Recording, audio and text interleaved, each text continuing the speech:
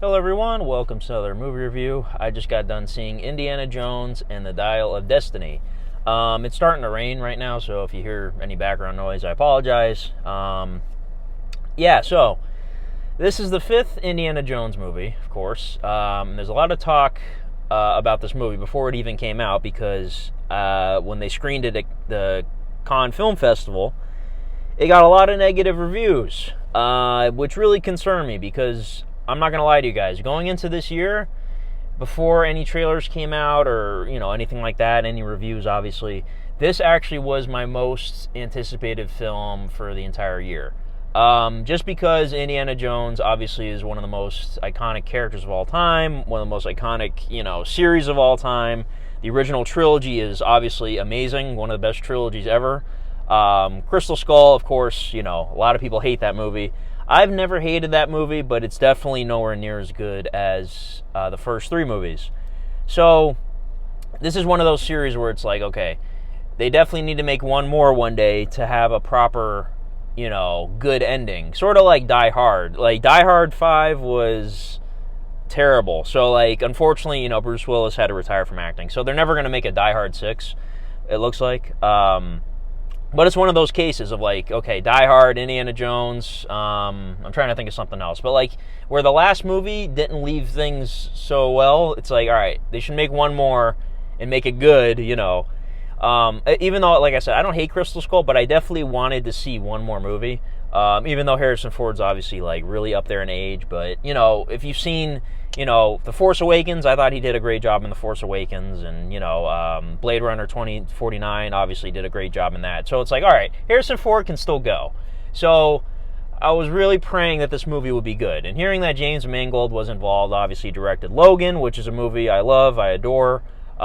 He's done other great movies, Ford versus Ferrari, and tons of other stuff I haven't seen. But everyone's yeah, James Mangold is a great director. And, here's the thing. All right, Crystal Skull, was bad. And Steven Spielberg made that movie. Arguably the greatest director of all time, for some people. Anyone can make a bad movie, all right? So just by saying, all right, James Mangold is directing this doesn't mean it's going to be good. Because Crystal Skull was directed by Steven Spielberg, all right? So, and that's another concern. It's all right, Spielberg's not making this. So is it going to have the same feeling, the same impact? And I'm going to tell you guys right now, a lot of the reviews that have been coming out post the Cannes Film Festival have been more positive. They're saying the movie's okay. The movie's not terrible. It's decent, Some still saying it's bad. And I'm here to report that this movie is okay. It's okay. I would say it's probably better than Crystal Skull. Yeah, I think so. But not by much. If you hate that movie, then that's probably bad news. This movie was fine. It was okay. Yeah, I'm a little let down that it's not great. Because, like I said, I was going into this year with this being my most anticipated thing. And it was fine. Harrison Ford can still go in this. There's some really good action. It's not quite like...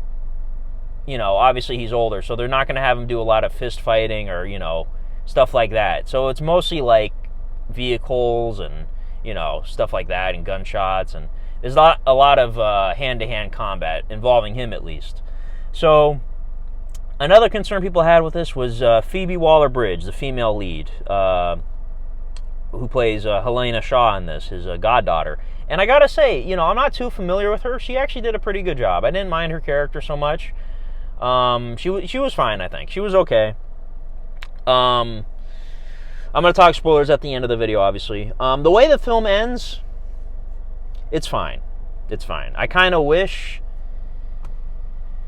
I don't know. It's complicated. It's this is meant to be the final film in the series, so it's how do you end such a iconic thing like this? And I guess it's a fine ending. It's okay. There's no real issue. It's just, I guess I wanted something better. I don't know. Yeah, I'm not trying to disappoint anybody with this review, but yeah, this movie was okay. Mads Mikkelsen, I gotta say, he's the main villain in this. He's probably my favorite aspect of this movie. He was a really good villain.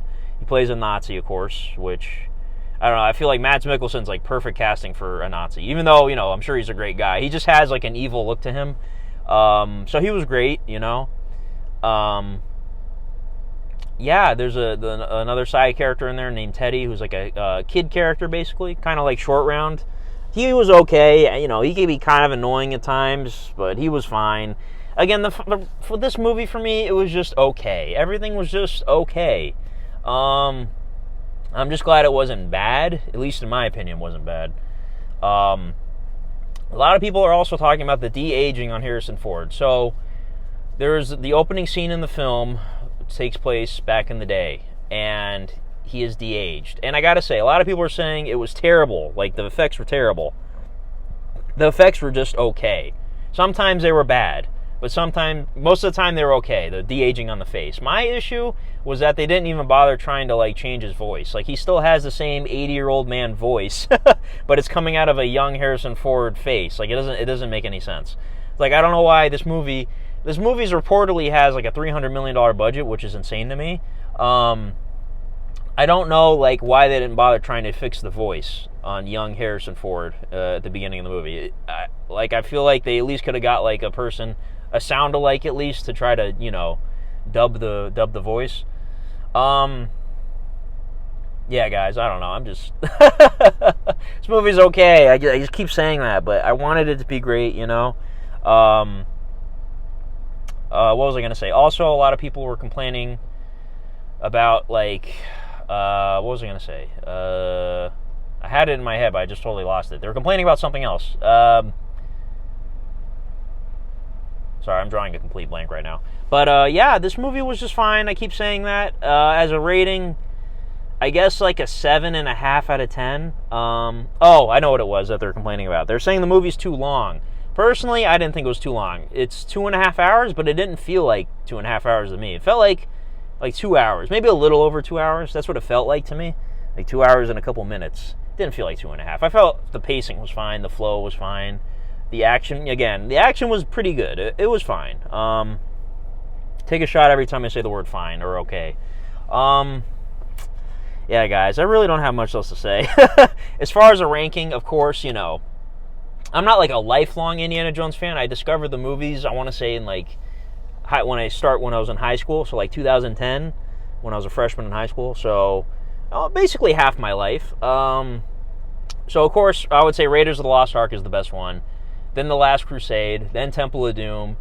Then this one, and then Crystal Skull, which I feel like is going to be most people's rankings anyway. Some people debate, like, is Raiders or Last Crusade the best one? At one point, Last Crusade was my favorite, but over the years, I've rewatched them both, and I feel like Raiders is just a better movie. It's more watchable. So I would say Raiders is the best one. But yeah, I really don't have much else to say for this movie. I'm going to talk spoilers. Yeah, I don't know. And another thing people were questioning was, like, the budget. Like, this movie's $300 million budget. I could see it.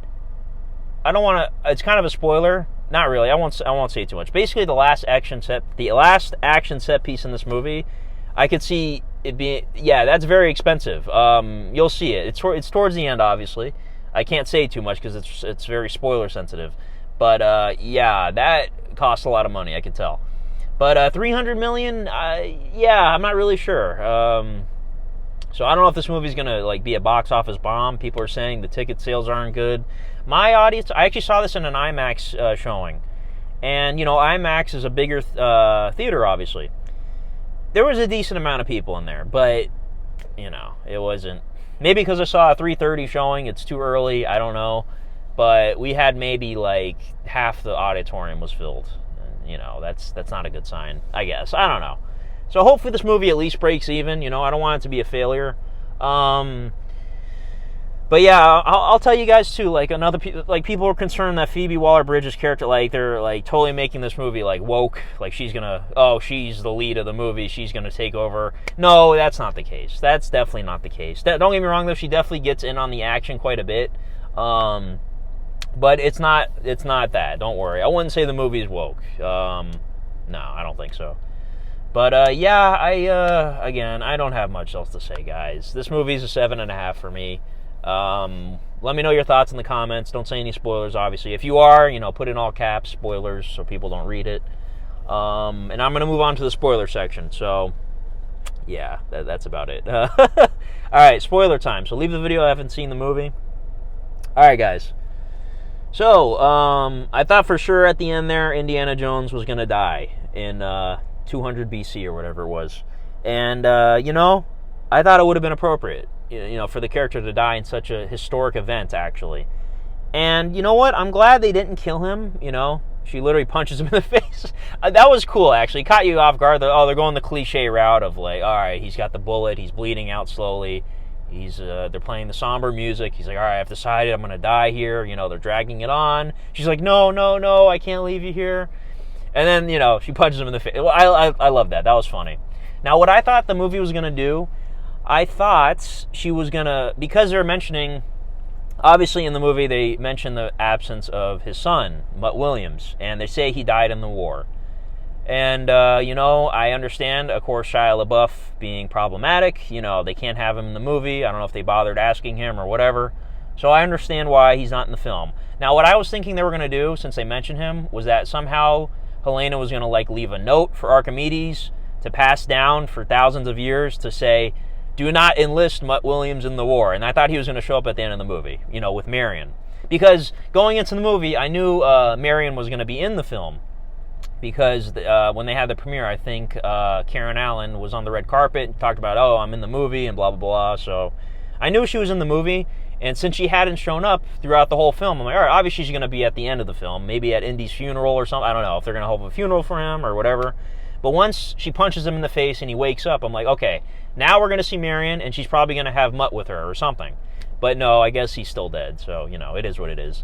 And I'm not going to lie to you guys, I actually got kind of teary-eyed when they did the whole where does it hurt thing, the throwback to Raiders, where they're, kissing on the elbow, kissing on the shoulder, and then that was a nice ending, I think. It was, like I said, it was fine. I would have liked to see kind of a heroic death for Indy, I guess. Not saying I want him to die, but I felt like it would have been appropriate for him to die during an historic event like that.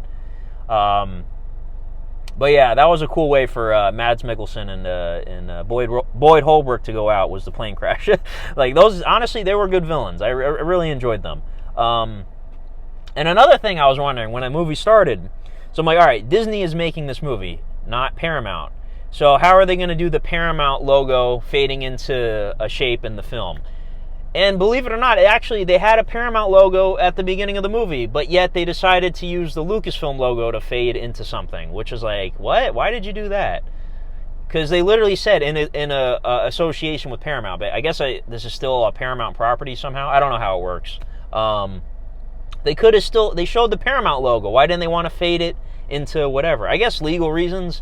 Maybe they're not allowed to do that. Maybe they have to put the logos in a certain order. Because it started with the Disney logo, then the Paramount logo, and then the Lucasfilm logo. So if anybody knows any reason why they had to do it that way, let me know in the comments. But I'm glad they still did something where they faded the Lucasfilm logo into something. But yeah, again, this is not directed by Steven Spielberg. I guess he's an executive producer on this. Same with George Lucas. And it still has the Indiana Jones feel to it. The music's there, and stuff like that, but this is that was a bygone era at this point. The whole 80s and 90s of the Lucasfilm filmography. There's a certain feeling to those movies, and I don't think it's ever going to be replicated again. Just the way movies are made now, and I don't know. But, Sala was barely in the movie. He had 2 little quick appearances, which was fine. He didn't need to be a main character. I liked what I saw,